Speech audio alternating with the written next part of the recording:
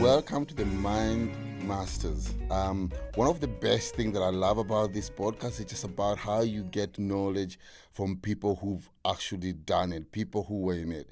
Today, my guest is just like, we met in the gym, the vibe was right, we started talking, and I didn't know he was one of the sickest guy in Australia.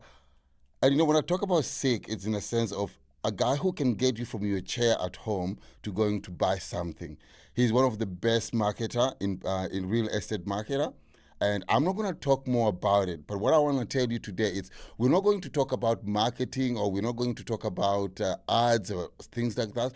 I want to be able to dig deep in his brain to understand what kind of mindset he had, or he has, or he's going to have to be able to achieve what he's achieved, because what he's achieved is just amazing.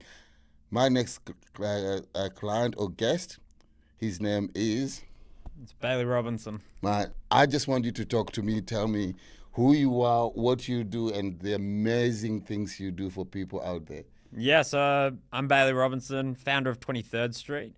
We've been alive in the company for just under 4 years now, and we're working with over 1,000 real estate agents across Australia. Currently, we're doing the marketing for just over 2% of all properties that sell per year.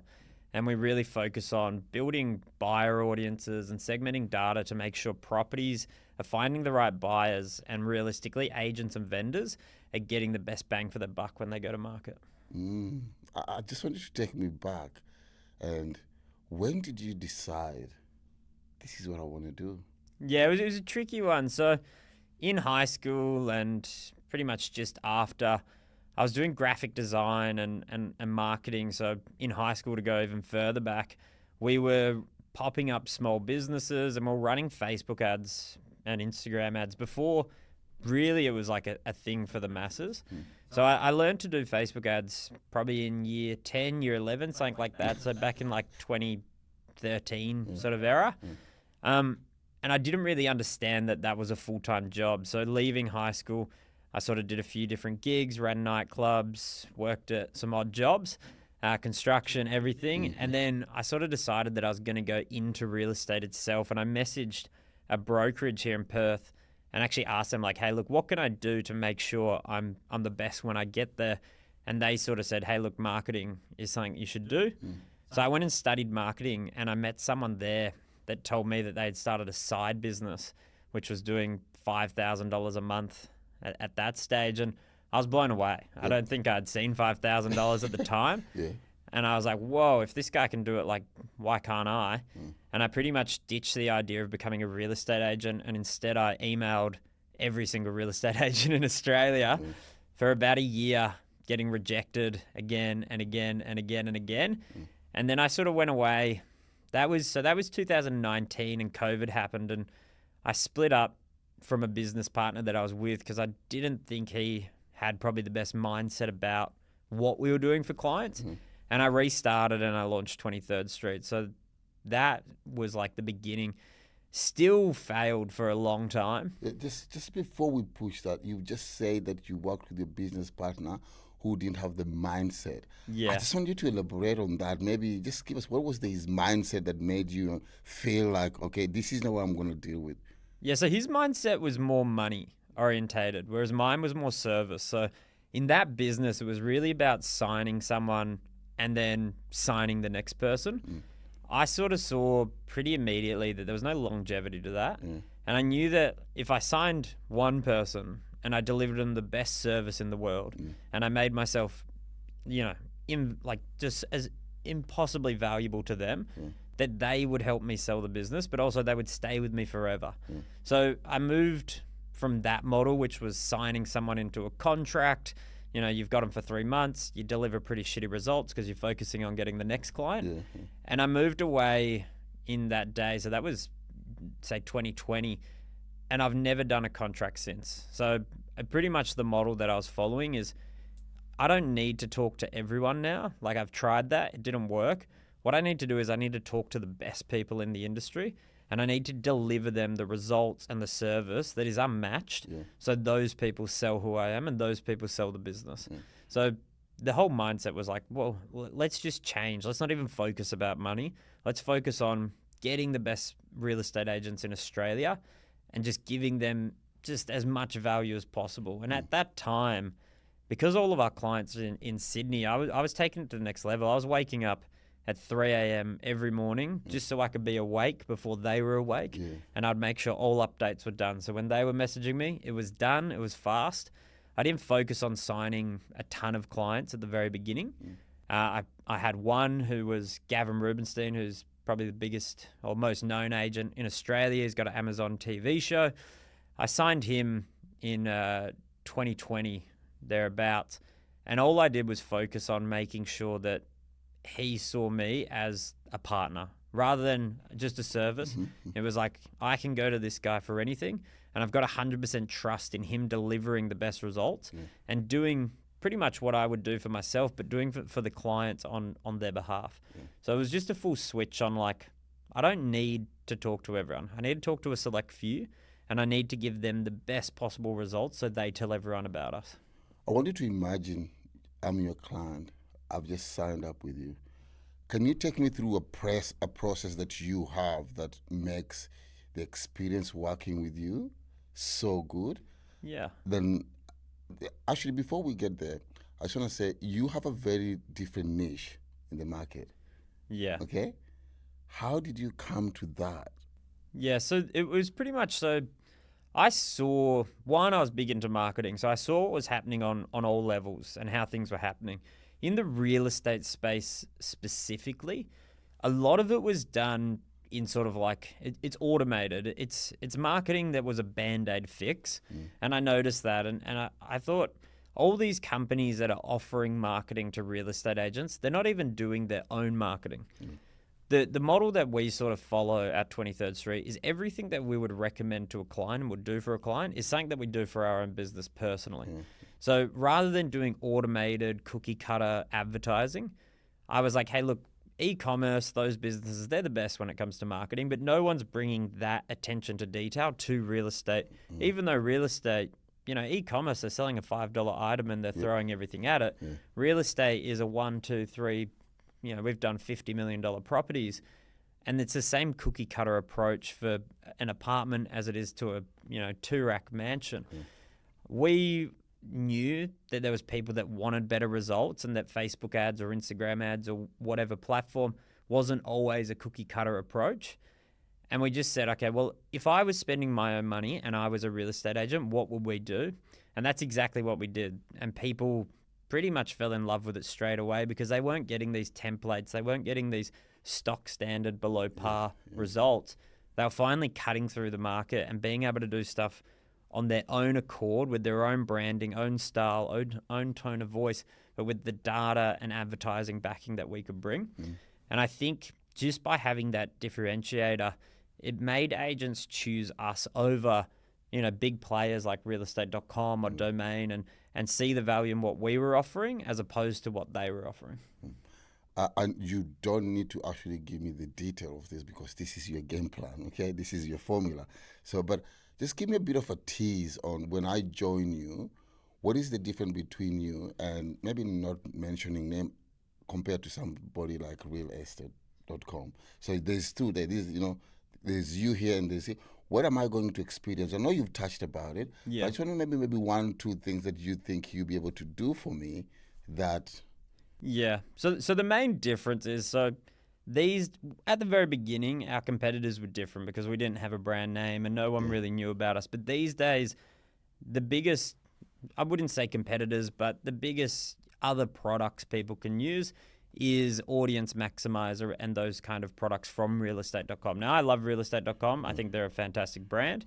But what they offer is a product. What we offer is a service, and it's the only thing we do. So when they come to us, they know that they're getting a bespoke approach, and they know that they're getting a whole team that's fully focused 24 hours, 7 days a week on this one thing, and it's making real estate agents stand out or making their properties sell for a faster sale date and higher price. The service difference is we know that we're a marketing agency, and every business is its own thing, but realistically everything is a relationship business. Yep. We treat our clients as partners. We don't treat them as clients. We want to have their input. We want to know what they want exactly. We want to have as much information that they can have, so we can put it into the ads and make it specific to them and make it stand out for their areas or their clients, their vendors, whoever it may be. So I'd say the biggest difference is just it's a personal approach. And a lot of clients like that. They can pick up the phone, and we've obviously got quite a team now, but every single person that works with us has my personal number. So if they want to talk to me, they can call me. We answer first ring pretty much every time. And we make sure that we know them as a friend, as a partner, as a client. We know what they're looking for, and we do everything we can to pretty much do it. And, being a personal approach, and we put it pretty much, probably the biggest thing is we put our money where our mouth is. So everything like I said, everything we do is what we tell clients to do. We spend thousands and thousands, it would be tens and thousands of dollars on it for just our business alone. We spend multi-million for agents to do it. And if we ever make mistakes or if things don't go to plan, we don't charge. Like, it's a personal thing. And we know that the value of a client, it's not one invoice. It's having raving fans. And John McGrath, who, I've been blessed to be mentored by, he sort of drilled it in my head a long time ago that having 100 raving fans changes any business. And we just do everything that we can as a business and even as personal individuals to make sure that the people that are working with us become raving fans, because then they tell 10 of their mates, they tell 10 of their mates, and we just keep growing. You mentioned before that everyone has got your number. Yeah. You're the boss, but every person who's on your database has got your number, which is that's incredible. That's just incredible. You mentioned before that you have maybe over 1,000 people in your system. Yeah. So what I'm trying to establish here is marketers and agents, it's a really tough job and you can definitely burn out. Yeah. What are the things that you do to be able to avoid that? Because let's say out of 1,000 people, you have 50 calls. And this is like from Monday to Monday. Oh, no, we get probably like close to that a day. Yeah, so and maybe some of them they want to talk to the big dog himself. Yeah. And that comes to you. How do you avoid burnouts? Because there's a lot of people who get burnout working in real estate and also being marketers. Yeah, it was hard. I mean, at the beginning, I was still so young and energetic and excited that You are still what? I was even younger. I still am young. But I'm looking at it like, don't use the young one, and I'm sitting on the other side. Shush. But at the time, I think like it was, at the beginning, burnout didn't exist. And I think it was because like when I started 23rd Street, I had 32 cents in my account. So I had nothing. So it was full just like, I got to make this happen. And it was just such fast pace and so much fun that it really didn't happen. These days, and I think something that I'm blessed about is I love what I do. And I'm not just saying that to sound good. Like, I love going to work. I could work from home. I've got a home office. No one really can tell me not to work from home. Yep. I go to the office every day. Yep. I'm on time. I love the people we work with. I love our clients. I love the team. And I love building the business. So, out of 100 days, there is a lot of stress, but the stress is enjoyable. Like, we're growing a business, and the awesome thing is we write down our goals each year and we hit those goals. And watching what we're doing and how fast we're growing and all of this, it takes away from the burnout and from really like, worrying. I'm sure if I didn't like my job, then burnout would be crazy, working from say 5:30 in the morning to 10 at night. But I just love it so much that I don't feel burnout. How do you wind out? How do you wind down? Wind down? Yeah, maybe that's the best way to ask the question. What are the things that in your profession, high performance, really stressful, a lot of demand, how do you spend your time to be able to recharge? Right now, so I've picked up golf. Okay. That is probably the way. I'm loving it when I'm out there. I don't have my phone on me. Yep. Now I suck at golf, so it's stressful in its own sense. What did you say? Golf? Yeah, golf. What's that? Golf. I'm actually trying to say I don't know what that is because it's very frustrating. Yeah, Yeah. it's so hard. But out there, I like to play on courses that are like in nature, essentially. Yeah. It's, you can probably tell from how pasty my skin is, but I sit in an office pretty much all day, every day. That would probably be the biggest unwind that I'm having at the moment and is actually making a good impact. When playing golf, it is frustrating, but it's the only thing that you're really thinking about because it is difficult. So I do that at least once a week now. That's probably my biggest break. Apart from that, that's kind of it. I wake up, I go to the office, I work, I go home, I cook dinner for me and Belle, and then I pretty much work again on the couch and then go to bed and do it again. And then the weekend, I normally do a half day sort of Saturday or Sunday, and then the rest is either family or playing golf, and that's getting me by. But I'm excited about what we're doing. I mean, we've been growing rapidly for the past 4 years, and we're doing incredible stuff. Like stuff when I started, I wrote down as a goal thinking, no way. And we've hit all those goals. So the excitement and like the joy I have for what we're doing, I think it takes away from the stressful times and any worry that I have and just replaces it with like energy. So it's good. Beautiful. Let's go back. I think maybe this could have been the first question that I should have asked you. But when I come here, my mind is just racing. I want to ask all these questions because I want the juice and, I'm going off. How did you come up with the name and what does it mean to you?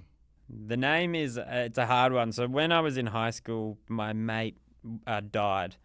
So it's not the happiest story in the world, but my best mate, he died on the 23rd of December when I was in year 10, I think it was. And then I pretty much just wanted to do something to honour him. So I have that. He was 23rd. When we were kids, 23 was actually our number, the three of us. So there was me, Quinn and Dylan. And then I was starting a business and I thought, you know what, like I've got to do something for him. And I didn't want it to be some cliche name like home advertise or homely, or like whatever all these, real estate names are. I wanted it to be something punchy and that would stand out and be semi-rememberable. I remember at the beginning, a few people said I should probably change my name because it was too hard to say, but I stuck with it. And the good part is we get clients and they love the name. I tell people it's because of Michael Jordan, just so I don't have to go in a deep conversation on a call. But yeah, so it comes from that, which is, Where did the street come from? Real estate. Street. Yeah. Okay. Yeah. I just thought stick the two together, run with it, and it's worked out. That's interesting. I'm really sorry to hear about your friend. That's life. It's part of life. Now, you've been in the field for so long, maybe 4 years or 5 years, you've been achieving a lot of things. You just mentioned before that you started the business with how much in the bank account? 32 cents. 32 cents. Now, that looks crazily incredible. What has been the challenge? It changes every time. So at the beginning, challenge was getting people to listen to us. Once we, went down that road and we signed the clients, that changed. People saw high-level people using us. For a few years, we were kind of almost like a secret. We had people sort of asking, like, who is Bailey Robinson? Because we weren't massive, but people knew a lot of high-level achievers were choosing us as their marketing partner. So it was getting people to listen to us was the main thing. But then more recently, it's more going into like a leadership role. I never worked in like a corporate or a structured business or anything like that. So I never had like managers and stuff like that. Now we've got a full team.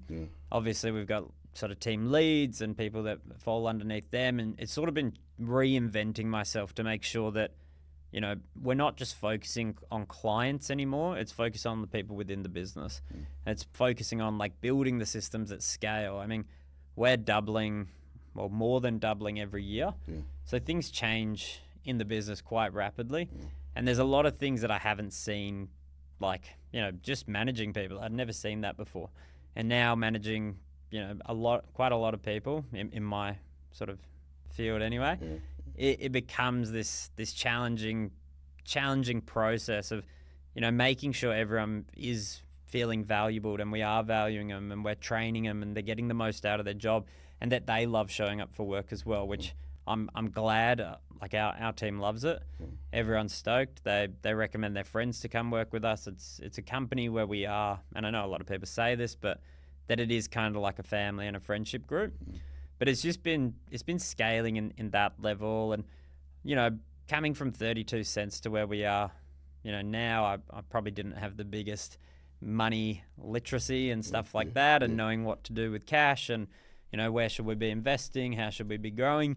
So there's a lot of changes along that pathway, just trying to figure out what to actually do, because I hadn't run a business, I hadn't scaled a business. Now we've scaled to probably the biggest independent in Australia, and there's a lot of challenges, but I've been blessed. I've had a lot of good mentors along the way, like clients and people in real estate that have given me a lot of time for free because we've done the right thing by them.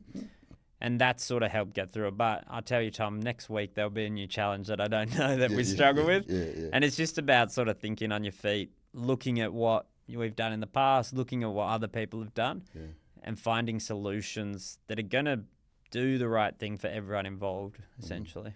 That's really good. Now, you're one of the most powerful real estate marketer. I've looked at some of the people you're working with. They're really big hitters. Yeah. Okay.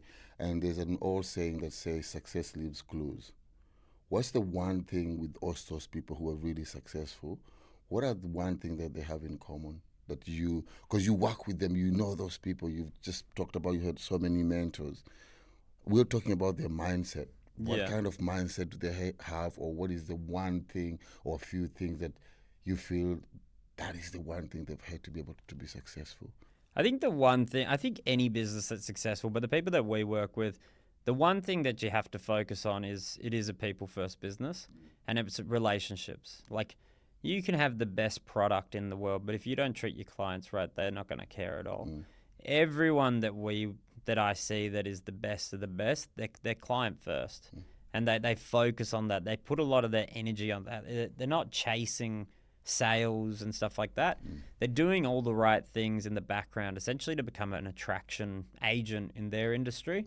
And for us, we've become a bit of an attraction business as well, where people come to us. I mean, 4 years ago, like I said, I couldn't even get someone to answer the phone. But doing the right thing, treating people right, delivering results, and realistically doing what you're saying you're going to do, it builds this level of trust throughout the entire network. And it builds an ecosystem where people know if they deal with you, they're going to get what they're expecting, and they're going to get a better level of service than anyone else. I mean, if I think of Alex Jordan, Gavin Rubinstein, I mean, two of the best, John McGrath, probably the best in real estate to ever do it. The number one thing that they all talk about and focus on is creating raving fans. And that's just turning one person, you give them a good experience, they tell two people, and it keeps going. And it just builds that ecosystem of people that are selling your business for you. A lot of those guys as well, I mean, they do a good job, probably what I'm failing at the moment, but unwinding, taking breaks off, avoiding burnout, and then really charging and time blocking their days. So they time block their days, they time block their weeks, they time block their months and their years to ensure they've always got something that they're working towards. So I think they're probably the most important things, but above all is do the right thing by people, and the business just grows itself. I heard this saying, actually I can't remember, his name is Grant, can't remember his second name.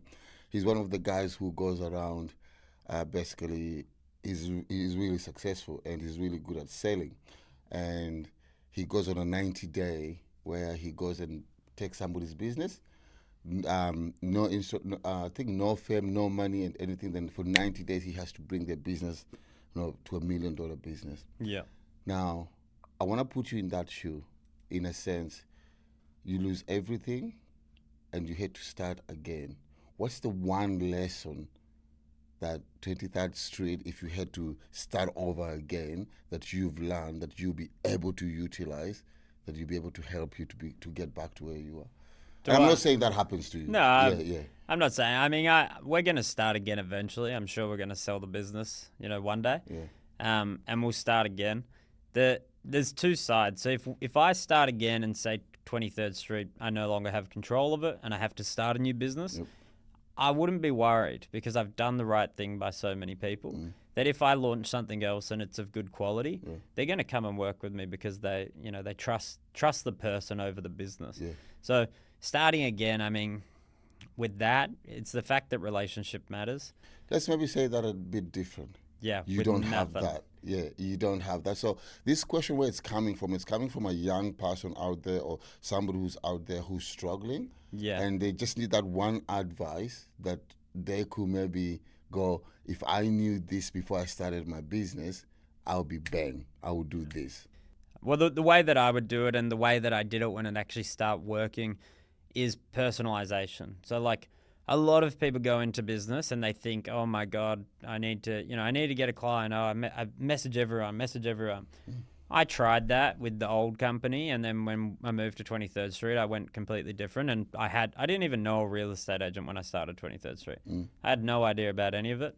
It was a bold move, and I wrote down even before I had a client that I was going to be the biggest real estate marketing agency in Australia, and people thought, you've got nothing. But the way that I did it and the way that I'd recommend anyone to do it is focus on one person. Focus on making that one individual feel so much value that they tell the other two people. The mistake a lot of people make is that they sort of burn themselves out with rejection because they're going to 100 people and offering something that's half decent.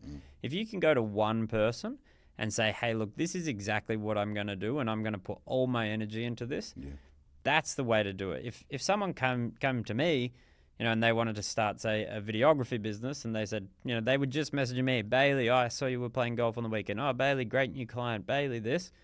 It's going to take a lot for me not to meet up with them. And it'll take a lot, if someone did that to you, you're going to take the time out to meet up with them no matter what they're selling. From there, if they focus on, okay, look, how do I do the best videography in the world for Bailey? And I'm just using me as an example, but in the other case, it would be me doing it for a client. Yeah. If they continually show up and do the best work for me, whenever someone asks me who's the best videographer, I'm going to tell them. Yep. And if they show up and do it for them, they're going to tell them. And the business will grow. And it's not about, in the early days of business, of how do I get from 1 to 100? It's how do I get from 0 to 1, essentially, and how do I get that one person then to get me to 3 and them to get me to 6 and keep growing that way. So I would focus on starting small. Focusing on creating one raving fan, then 2, then 3, then 4, then 5. And I would just do it that way. I'd drill all my attention in. And the second that I could, I'd hire another person to alleviate some of maybe the manual duty. And I would move all of my time into service. No one's really going to service your clients as well as you can or with as much love as you would. So I'd be taking away manual duty, remedial tasks, giving it to someone else, make sure they're still doing it at a super high quality, but then I'd be focusing 100% on my time on how do I make sure these people have everything they need from us, and that if someone ever asks them who's the best, they're going to say Bailey. Now, that's a really good advice. Just you take one step at a time. Yeah. Instead of us, we want to maybe take 10 steps where we are, and then we lose maybe the first 2 steps in that sense. Well, that's it. I mean, you move too quick, you'll lose the first person. You move too slow, you won't grow. Yeah. But if you just do the right thing by the right people enough times, it's impossible to fail. Bang. Now, Bailey, you say when you got into the field, nobody knew who you are. Yeah.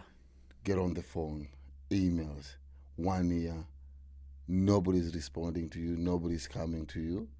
Yeah. How tough was that, and what did you need to do mentally to be able to break that? It was tough. I think, for me, something I like to do, and people say not to do it, but I like to tell people what I'm going to do because then I'm going to do it. I'm not willing to lose. Exactly.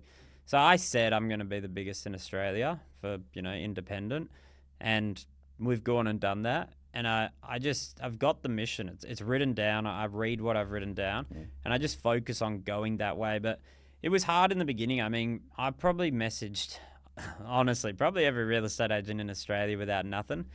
There was a time when, I got offered a really good job with, I love UFC. I got offered a job with one of the UFC teams doing the marketing for, Israel Adesanya, Alex Volkanovski, those kind of guys. And that was the same day that Gavin Rubinstein actually replied to me and didn't offer me work. He just offered me to fly over to Sydney to have a chat. With your own money? Yeah, so with my own money. But here there's a contract at UFC that you have to sign. And there's Exactly. somebody asking, yeah, how was that? It was hard. I mean, I think it might have, it was probably one of the hardest situations, like, to decide. I mean, it was a great opportunity, but one was, hey, do you want to work for, like, people that you absolutely adore? Or do you want to go down the path and actually try and be successful and do your own thing and do what you say you could do? And pretty much I got off that call and I chatted with Isabel, who you know, and we sort of just weighed it up. And you know, in my head, I was like, that'd be the best thing in the world. I was traveling the world, watching the UFC, meeting Who would say no to that? Exactly. Yes. And at the time, I was training, a lot of jiu-jitsu and boxing and all that. So She's just in your element. yeah, I was in the world, and it was a goal, like it was a dream. And to be fair, if I wasn't doing 23rd Street, that's exactly what I want to be doing. Yeah. But I bet on myself, and I pretty much went back to him. I said, hey, look, I've got an opportunity. It's not locked in, but I know if I can get in front of this guy, like, it's going to be locked in. So I turned it down and pretty much flew over to Sydney.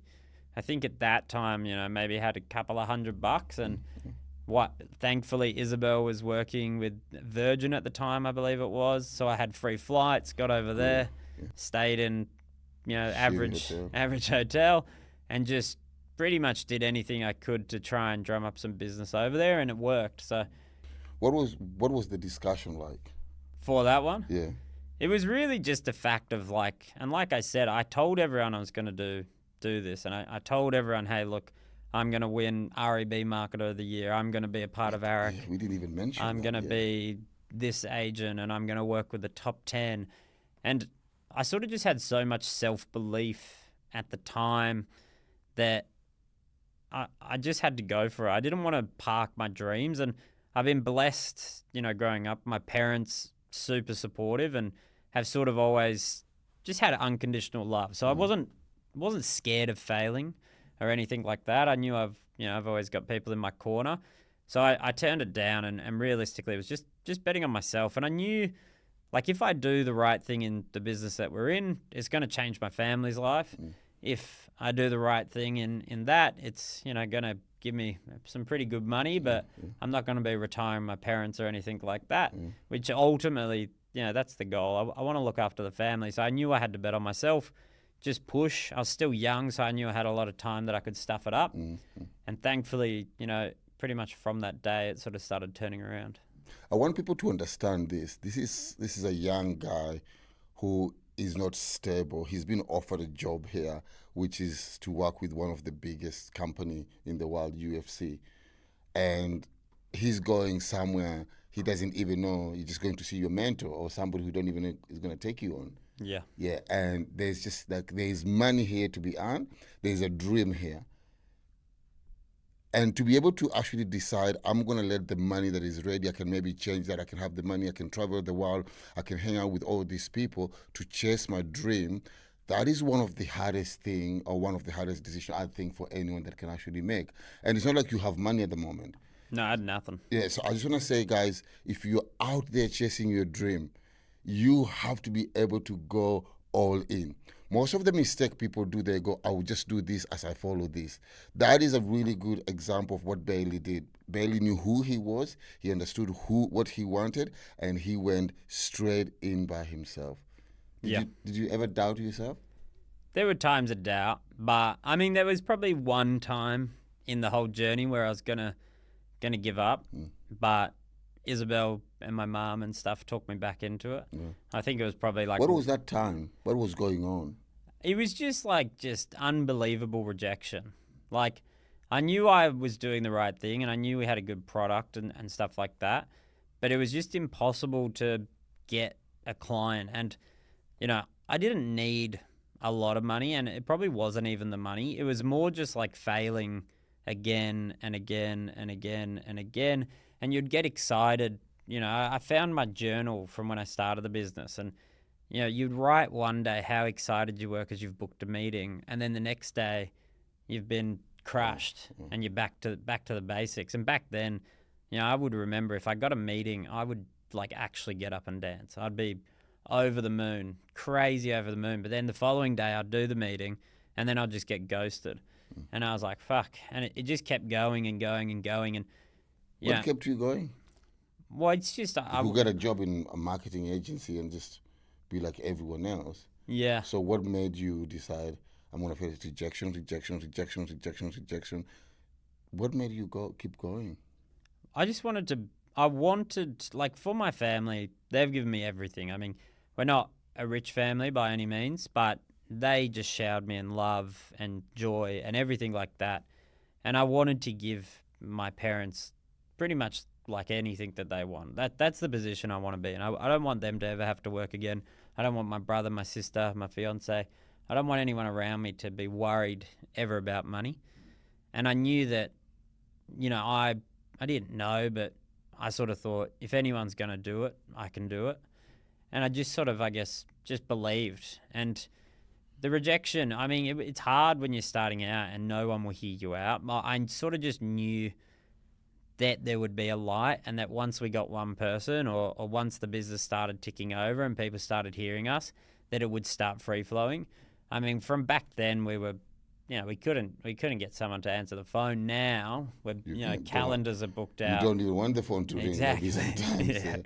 Yeah, well now, I mean, the calendars are booked out. So it's like, I knew that there was a light at the end of the tunnel. I found, like, not leading up to this, because we're moving house, I found my journal.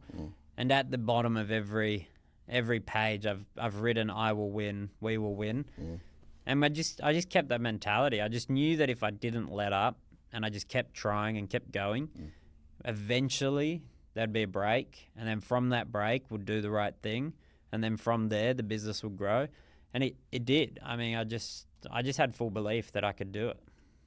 I want to ask you something about what you just mentioned here, because I kind of relate to it, but this is your show, so I wanna put it back on you.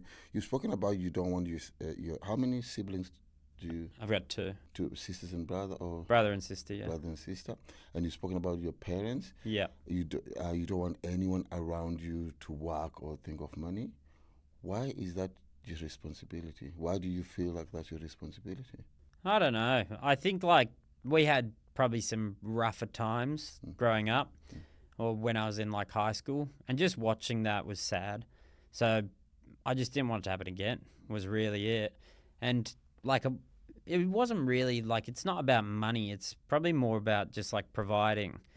And I sort of knew that if I just grinded and grinded and grinded, the money would come, and then they don't have to worry about it, was the end goal. But why do they don't have to worry about it? And this is something, do you work with any of your siblings in your company? Yeah, my sister works for me. Yeah, beautiful. So she was first full-time employee. Yeah, good. But it's more like I want to get to a point where they all retire eventually.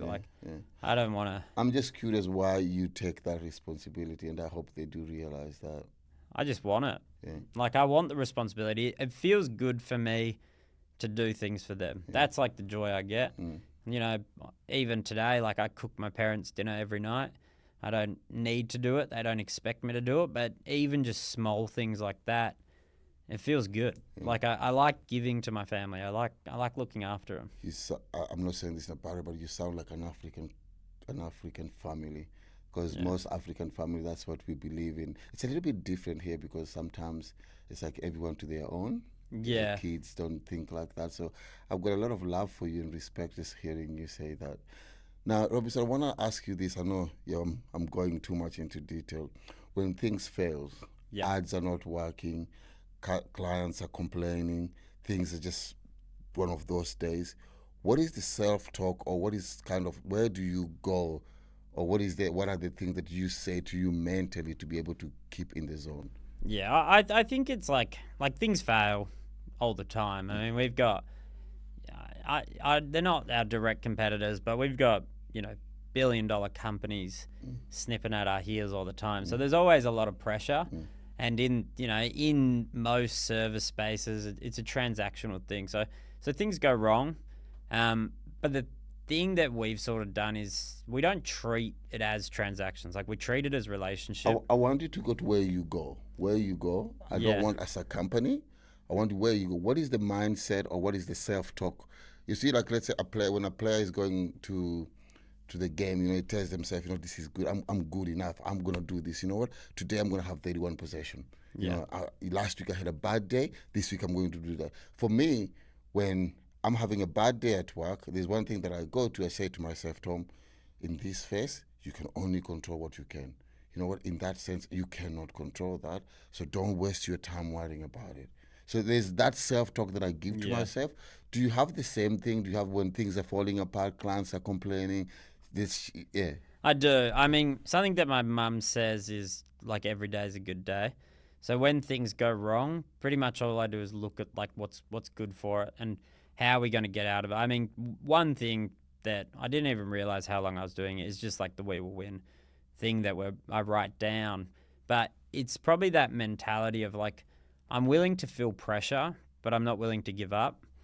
So when things go wrong, I mean, there's probably two mindsets. Is one, and it depends on what level it happens, but it's what is the right thing to do, and then pretty much how do we make it right, and then realistically, I'm just not giving up. I've worked I've definitely worked too hard to get to where we are now. That a bad day is going to affect my week. Generally, I'll probably dwell on things for about an hour. And then by that time, I've sort of spoken to myself. I remember everything that we've gone through. I've looked at the pressure and stuff, and then I just realized, look, there's an end goal here. And that's gone through the whole thing. I mean, like when no one would answer to me and that was breaking, it was just looking at the end goal and looking at sort of changing the lives of those around me. Now it's the same thing. The pressure's just bigger, but I've grown as a person. So it's a similar mindset, and it's realistically, like if it comes down to it, and I tell everyone this, like if you don't give up, you can't fail. Yeah. It's just, you're just going to be, extending the time of pain. But if you don't stop, you will get a breakthrough. And we sort of treat that in everything in business. Like if something goes wrong, as long as we do the right thing and we just keep stepping forward, nothing's going to, it's not going to kill you. So that's it. The mindset is just, we're not going to lose. Young kid out there, not even only young kid, anyone out there, they've got a dream, they don't have money in the bank account, their name is Robinson, they want to start a business. Where do they go? What is the one thing you want to tell them that you will share with them? Mate, there's 100 roads lead to success. I would say number one thing is try and talk to someone. I mean, having a mentor does help. It gives you clarity and gives you someone to bounce off. If I was, my 18-year-old self or 19, however old I was, I would be really focusing on just getting close to someone that's done it. And it doesn't have to be someone in the field. It can be your dad. It can be, John from down the road. It can be anyone. But someone that has that life experience that you don't. Because I remember when I was, 18, 20, I thought I knew a lot. And then you turn, 21 and you go, damn, I didn't know anything. And you 22 and now 27. I'm like, I'm over 40 and I still think the same. So yeah. And I'm just thinking like, how did I even do? I knew nothing back then. But if you have someone that you can bounce ideas off, and look, I didn't have anyone at the beginning, but because I serviced those beginning clients so well, they were set to help me, and they sort of took me under their wing. And just being able to ask people like, Alex Jordan, I pretty much anything I've got, or even John McGrath, they're super busy guys, but I'll call them or text them, ask them for advice, and they give it to me. If I had someone like that at the beginning, I think it would have done me wonders. I wouldn't change anything now because we've done really well. I'd be looking, I'd be reaching out to someone if I was starting that's just in business. It doesn't have to be your business or your field, just someone in business, because the pressure builds. You figure out about tax, you figure out about servicing clients, you learn little bits and bobs there, and it just keeps momentum and keeps you a bit sane, I think, being able to talk to someone. Personal question here. Yeah. Mom and dad, what do they do? My dad's in construction, and my mum was she's done a lot of things. She was a stockbroker, bookkeeper, worked in microbiology lab as like an admin there. The reason I'm asking that is, where does your business mindset come from? Yeah, That's why I'm asking that question, because you are so business minded. From a young age, you do want to work for somebody. You took opportunity. Is it something in the family, or this is just you? well, my dad owns his own business, Okay, so good. I think that sort of helped. Mm. And then I don't know where it came from, to be honest. I think, I worked for someone else for a brief bit, and I sort of just said I don't want to do that. Welcome to the company. Yeah, exactly. I think But nobody told you how stressful it is when you're working. yeah, you don't get it, but I think like for me, I wanted to, and everyone has their own thing. I'm probably not driven by money. I'm probably more driven by like glory and winning and just not losing. And I sort of saw business as a game that I just threw myself into, and I was just set on becoming the best. And I was just set on making sure I didn't lose. That everything that I did, I had to become a good businessman around that. But the kickstart, I don't even know where it came from. Maybe I watched a good movie or something. Again, something came out. Yeah. Yeah, it's incredible from somebody with maybe less than $1 in the bank account to being able to build such a business. And you were just telling me before, every week you have 2 clients coming on board. Every day. Every day. Yeah, 2.5 on average every day. Before we finish up, what's the goal? The goal is there's a few, but our current You're serving 2% of Australia at the moment. yeah, What's the big goal? we want to be 23% within the next 4 years. 23%. Yeah. What's the growth? So you have to grow with around 20% or 21% in the next 4 years. Yeah, I think we're set. I reckon in the next year we'll probably 4x. I reckon after that we can do a few doubles or triples. And if we just keep doing the right thing, it grows. Like the bigger we grow, the faster we grow because people refer us. How do you keep that personal touch when you're servicing 23% of Australia? It'll be hard, but I'll figure it out. I'll figure it out. Robinson, it's been a pleasure. No, thank you. Just listening to that, it's actually changing my mind. I'm like, okay, when I go back to my business, I need to actually apply this. One of the things that I've learned from you today, it's like I need to personalize my message because some of my messages, they're automated and all that. So that has really opened up my mind. But before we go, I want to ask you one question. I've got so many questions, but for the sake of you and me, there's something called artificial intelligence that has broken into the game. Yeah. Everybody think I'll just go to ChatGPT, blah, blah, blah, blah. Where do you see that going, and what impact do you think it's going to have for you growing to 25, 23% of the Australian share? It's big. It's big. I mean, we're already building a lot of AI tools in the business that will help clients. I think there's going to be 2 pathways. There's going to be there's going to be a group of people which automate services for businesses and they deliver more value in a sense, So they use AI to deliver more value. Then there's going to be businesses that use AI to automate everything. You have people talking about AI colas and AI ads and AI this and AI that. I think it's going to be a wave. I think, and I could be wrong, and I have been wrong before, but I think in the coming years, everyone's going to go down a pathway where it's just AI. And I think the businesses that keep the personal touch and stay human and connect and do the right things are going to be the ones that actually break away. You'll probably see in the next year, 2 years, people that use AI, they grow faster. But then in that next 2 years, you're going to have AI bots talking to AI bots and no one's going to answer their phone because it's just AI callers. It's going to be that person that keeps it real, keeps it authentic, keeps it personalized, that then gets their breakthrough. So you still think there's a really, really big market to people keeping it real and having that human connection? Yeah.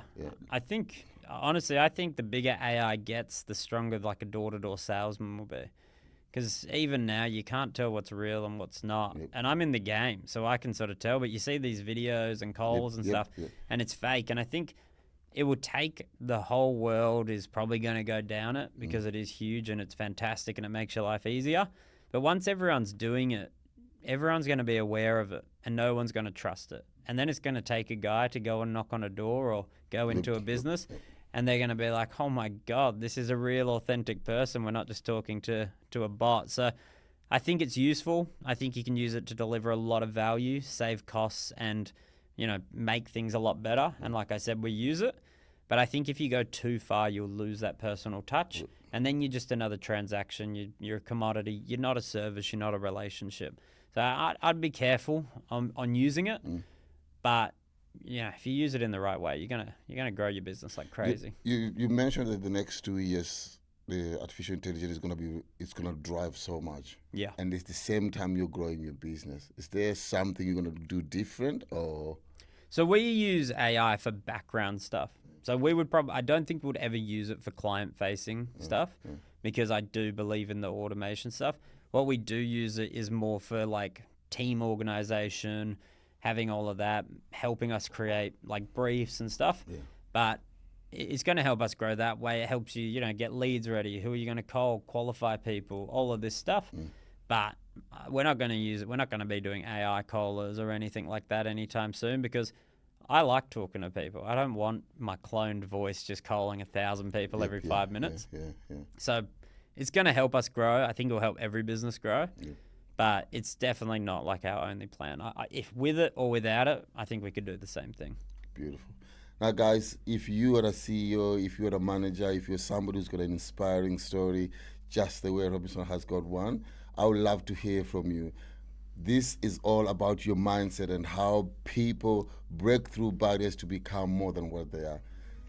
Robinson, thank you so much, man. Thank you, brother. I really appreciate you, bro. Thank you so much. Loved it.